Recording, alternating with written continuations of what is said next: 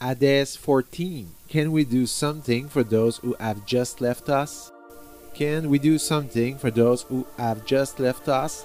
When we therefore understand, in the light of what philosophy brings us, the experiences close to death, but also the study of the ancient and bygone civilizations, such as the Egyptians, who described death indeed as an exit from the body or remained a few days there around his corpse. When we understand this, we realize that after death of someone who is dear to us, we can do a lot for them. Often there are people who say to themselves, I could not tell him how I loved him. I was not there the day of his death. I could not ask his forgiveness for something that I did to her. Well, actually, by internalizing herself and thinking very hard about this person who has just left us, she immediately hears us. And we can tell her then all the love we have for her and express to her everything we wanted to say to her. It's not spiritualism.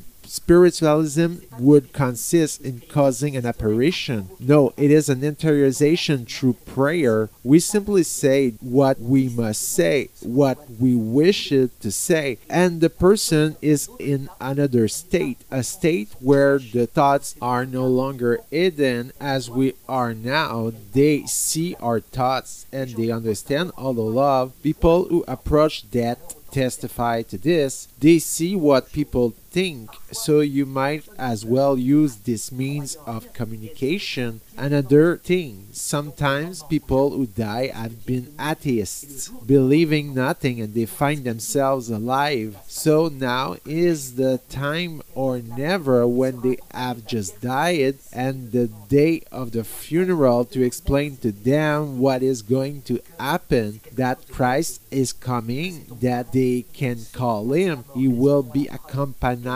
by the Virgin Mary if they ask, and their father and their mother if he is already deceased. And that is something wonderful, that it is therefore true. There is survival after death. Let them have proof of it. Let them not be afraid that if they have committed serious sins, he will forgive everything. You just have to arrive humbly, acknowledging your sins, that if she discovers in the light of Christ sins of which she was unaware, simply recognize it, asking forgiveness. It will not be difficult, since he will be their lawyer. It will not be hard. He will be merciful. It is the moment to warn them that they will also be confronted by the demon who will appear. He will propose to them to despise this God of humility and of love for a world of solitary freedom, extraordinarily attractive, and that they do not yield to the sin of selfishness which they had during their life, and which will attract them towards this rebellious angel. But anyway,